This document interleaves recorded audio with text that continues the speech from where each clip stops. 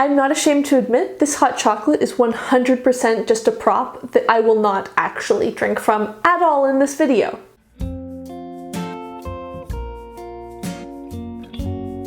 Hi everyone, Rosie here. Welcome back to my channel. As I said, this hot chocolate looks beautiful, feels so nice and warm in my hands, but as soon as I'd finished making it, I realized that I had just put red lipstick on, and if I try and drink hot chocolate while on camera in lipstick, I'm going to think 0% about books and 100% about am I making it look awkward?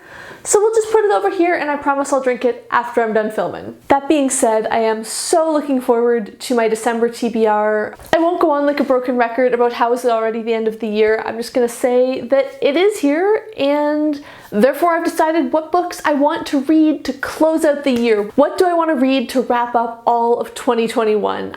I've got some choices. I'm excited to hear what your choices are, and I guess I'll start by telling you mine, because that's how this sort of video works, isn't it?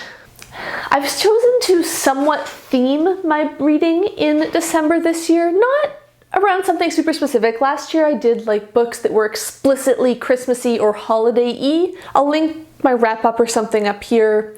And that was interesting, but I think I've realized that there aren't enough books of the type that I want to read to make that a long-term thing that I can do. Maybe there will be eventually, maybe I'll find out what it is that I want to read in that sort of genre, but for now I've decided to go more general and just think of all of the books I'm reading in December as little presents for myself. I'm picking explicitly books that for whatever reason I am really excited and looking forward to reading them, and I think it's just going to be a very pleasant reading experience. The first book I've picked actually sort of throws all of that out the window and says, no, I'm going to be the opposite of everything you just listed, and that is House of Leaves by Mark Z. Danielewski.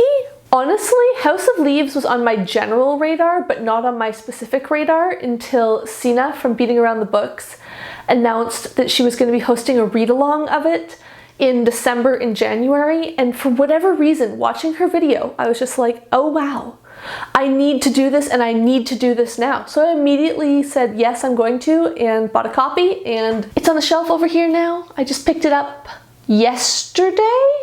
Yes, I picked this up yesterday, and I'm really excited to get started. I don't really know what to expect. It's a horror story. I think it's told in a very weird sort of nested format. From what I understand, there's sort of a core story about a family who move into a house, and then it turns out it's majorly weird or something. And then there's sort of layers of story of people discovering the records of that, and then the all sorts of thing.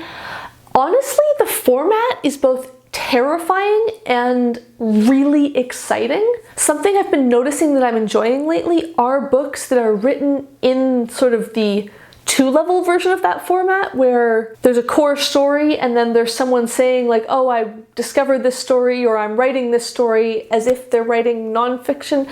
I'm not explaining this well, but the format has me super intrigued and I'm really eager to explore it, although also, as I said, terrified. The next book I'm reading, also not sure how the reading experience is going to go, could be kind of mixed, but the overall effect I think is going to be a bit of a treat and something I've been looking forward to, and that is The Heart of a Woman by Maya Angelou. This is the fourth of Angelou's 7 autobiographies. I read the other 3 within sort of the last 18 months or so, I think, and I really want to continue. I really want to complete the series, so to speak. It sounds fascinating, as always. In this one, I think she's moving to New York, she's living in Harlem, she's very much involved with Black art and Black culture and just art and culture in general in that, I want to say 1950s or 60s period. And then I think there's also elements of getting involved with the civil rights movement.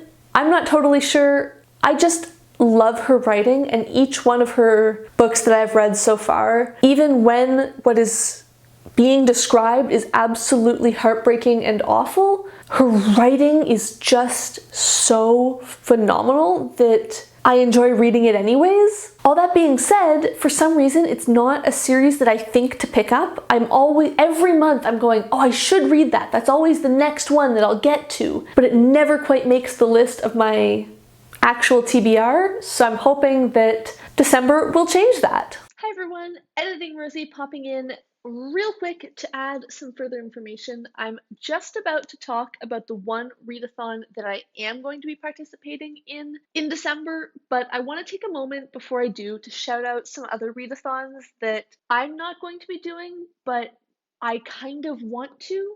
As I said at the beginning of this video, I'm trying to really treat myself and take a break, and for me, part of that is not over scheduling myself and not trying to hit too many prompts or fit too many different things in. So even though all three of these readathons are really interesting, I'm not going to be doing any of them, but some of you might be interested, and I do want to shout the creators out because I think they all sound really fun. It's just not the right time for me. So I want to mention the Miss Christie readathon. That might be the wrong name, I'm not sure. It'll be linked down below. This is running, I think, from December 4th through 14th or something along those lines, and it is hosted by Berna's Bookish Adventures and Sekevi. It's, as you can guess, all about Agatha Christie and her writing. Then there is also the Cloak and Dagger Christmas readathon, which is running for the whole month of December and is hosted by Too Fond of Books and I think probably some other people. I will also link that down below. I am gonna read some mystery in December, so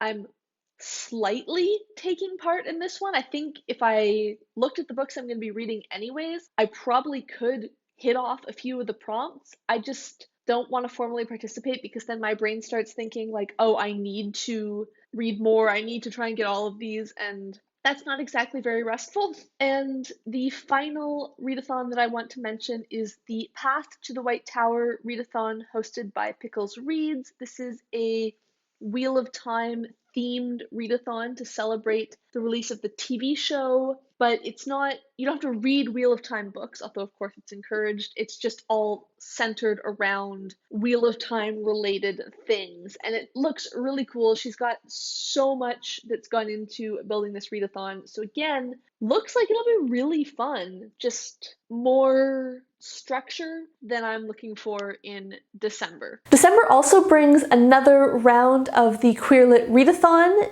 and that will be going from the 5th to the 11th of December. I enjoyed it so much when I did it back in June, and it was just so fantastic that, of course, I've got to participate again, so I've picked only 2 books this time. Last time around, it's a week-long readathon. I think I tried to read something like 4 or 5 books, and it was just too much. I could not keep up with that much reading. I mean, I was already headed towards a slump, but I don't think that helps. This time around, I've only picked 2 books, so that hopefully it should be completely doable within the week. One of them is an audiobook, so it should be a fun but not intimidating amount to read in that time span. The books that I have picked are, first, Amberlough by Lara, Elena, Donnelly.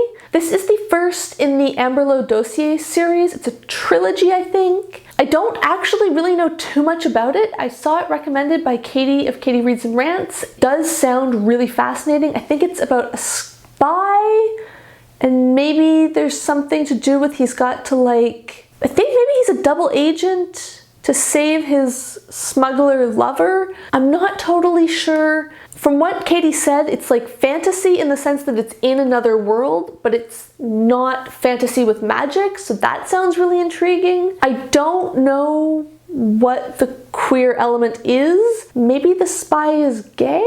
We will discover together, but it has the LGBTQIA+ genre on the story graph, so I'm going to assume that it fits. For some reason, I thought that this book was a novella and that all 3 were novellas and the whole bind-up was going to be 400 pages, so I was thinking that I would read all 3 of them, but it turns out I was wrong, and this is a 400-page book, so I'm only going to plan to read the first. Maybe I'll get to more, maybe not.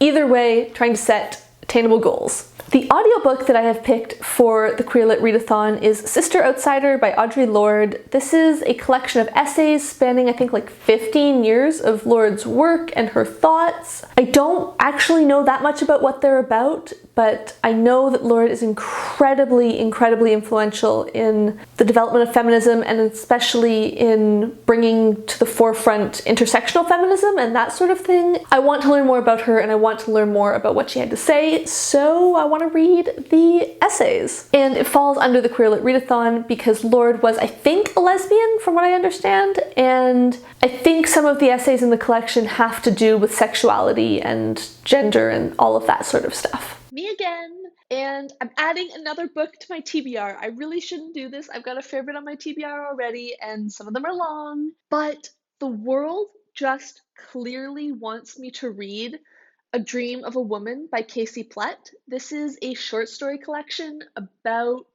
trans women. That sounds like a weird way to put it, but from what I understand, it's about trans women just being people. Some of them are good people, some of them are bad people, and it's all about exploring them in that context as opposed to from the lens of transness. I'm not totally sure. I saw Fraser Simons talk about this, and he, from what I remember, absolutely loved it and made it sound so amazing, so I put it on my TBR. Then the other weekend I was in a bookshop actually picking up House of Leaves, and I saw it out on a display table, and I actually carried it around the shop for probably like half an hour or something, thinking I was going to buy it, but then I was like, no, I should buy the ebook because that's how I like to read it, and also I shouldn't be buying more books right now because I have so many to read already. So I didn't, and finally, the other day, before I'm editing this, I saw Rick McDonald talk about it in his, I think it was October wrap-up, and he, again, just loved it, was raving about it so much. He made it sound so amazing that I went and I checked, and it's actually on Scribd. So, you know what? Clearly, the world is telling me that this is a book I need to read, and who am I to disagree with the world? And now we get to the truly incredibly self-indulgent, there's no other way to put this.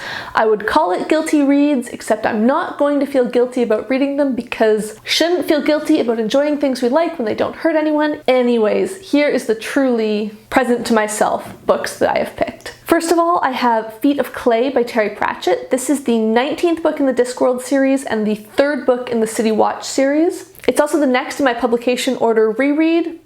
I did jump ahead a little bit in November because we were going postal, but I'm coming back to pick up where I left off. I'm really looking forward to it. I just started going postal last night, and it's just got me so excited to read Terry Pratchett, and I think this is going to be really fun. In Feet of Clay, the City Watch have to take on a mysterious murderer who seems to kill people without ever being in their presence, and killing them in ways that should be impossible when they're alone in rooms. And of course, they've got to figure out what's going on with this. Then, because it is so perfectly seasonal and next in line, and I'm just so thrilled that this lined up as well as it did, I'm also going to read Hogfather by Terry Pratchett. This is the 20th Discworld novel and the 4th in the Death subseries, and also heavily features Death's granddaughter, Susan. Susan gets pulled into her grandfather's world against her will when the Hogfather, the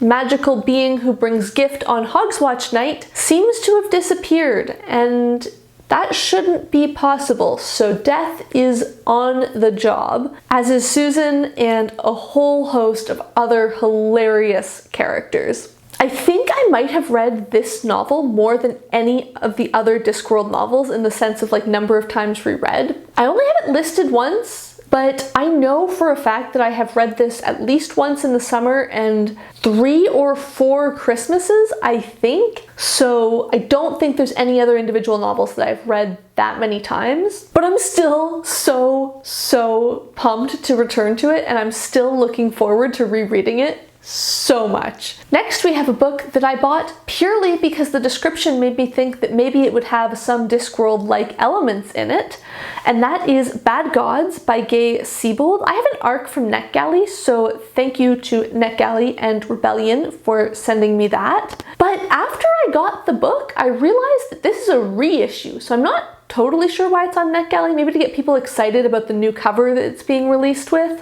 Whatever the situation, my gain, because this book does sound phenomenal, and I probably never would have picked it up if it hadn't just been on NetGalley looking interesting. I'm just gonna read the blurb because I think what made me fall in love with it will also make you fall in love with it. You can find anything in Scalantine, the city of portals, but you won't find a better brothel than the Red Lantern. And its proprietor, Babylon Steele, ex-mercenary, ex-priestess, lots of things, means to keep it that way. But a prurient cult are protesting in the streets, sex workers are disappearing, and Babylon has bills to pay. When the powerful diplomatic section hires her, off the books, to find a missing heiress, she has to take the job. A critically acclaimed, fun, smart, inclusive take on a classic fantasy trope, with a gorgeous cover by Discworld artist Stephen Player. That just sounds like a book that I'm going to love. I won't lie, I'm a bit cautious because it was published 10 years ago. Not because I think things that were published 10 years ago are inherently bad. I just published 10 years ago and incredibly inclusive could either be pleasantly surprising or like, man, have things really changed so much in 10 years? And I'm not totally sure how it's going to go. We'll see how that sort of representation of all the topics in here is presented. But I have high hopes. It does sound like something I would really enjoy. I think it'll be a really fun, light, but also maybe with like a bit of serious book to read around the holidays. It is part of a series. It does have a sequel, but it's either just a duology or only 2 books were ever published. There's only one after this, and I figure that's like not so bad, is it? I've mentioned the holidays a few times now, and fingers crossed that it gets approved, because I haven't actually heard that it'll be okay scheduling wise. But the plan is to take 10 days off between Christmas and New Year's. We're not going home. I should have a fair bit of time over Christmas to read because that's something I really like to do at that time of year. I like to take that vacation time and get cozy with a book and a treat, and just, it feels so indulgent to just read for like almost days at a time. Obviously I'll still do things with my partner and stuff and video call with family and all of that as well, but with 10 days off and no travel, there's just so much time to really enjoy things. Wow, that was a long ramble. All of that to say, I expect that I will finish those books that I've already listed well before the end of the month. I'm not planning on pushing myself, but I'm excited to read all of them, so I anticipate moving quite quickly. And I've told myself that if I do read all of those, I can pick up a couple new books that I've been really looking forward to reading and haven't bought yet, but might get myself as like a little Christmas present. And those are The Man Who Died Twice by Richard Osman. This is the second book in the Thursday Murder Club series. I read the first one back in August, I think. I'll link my wrap-up up here. It wasn't like a, oh my goodness, new favorite type of book, but it was solidly enjoyable and really fun. So even though it didn't blow me away, I'm still really excited about the sequel. I think this one is a similar take to the first. Retirement community, old people coming together to solve crime. I think I'm getting the sense that going forward we are going to have a bit of that classic murder mystery trope of like, oh my god, how do so many people get murdered here? I don't know why, that's a trope that I actually really enjoy. Looking forward to the second book, and I think that'll be a really fun holiday read.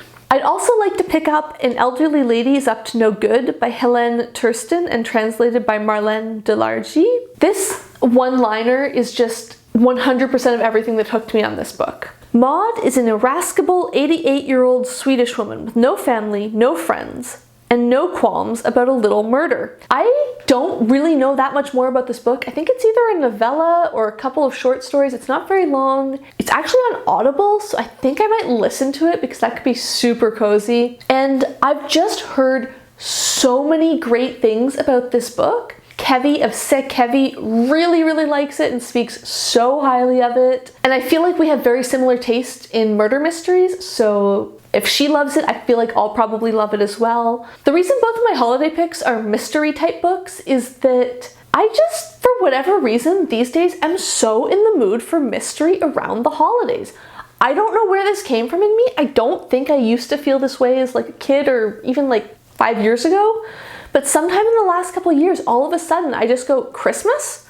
I want mystery. I am starting a few more series that probably I shouldn't be starting. I've lost track of the series accounting in this video. It seemed too complicated for some unknown reason. But I do know that I'm starting more series in December than I am finishing. But hey, it's the holidays. If it's not a time to eat too much, drink too much, start more series than we can read. I don't know what time of year is. Again, it's all about treating myself, and if what feels like treats right now is new series, I'm going with it and I'll deal with it in the new year. Let me know down below, how do you guys decide what to read over holidays, whether that's vacation or like celebration holidays, and is it different from how you read during the rest of the year? Please comment down below and let me know, because I'm really curious to hear about how everyone approaches this. And if you enjoyed this video, please give it a like down below. If you would like to see more of my videos, please hit subscribe, and thank you for watching.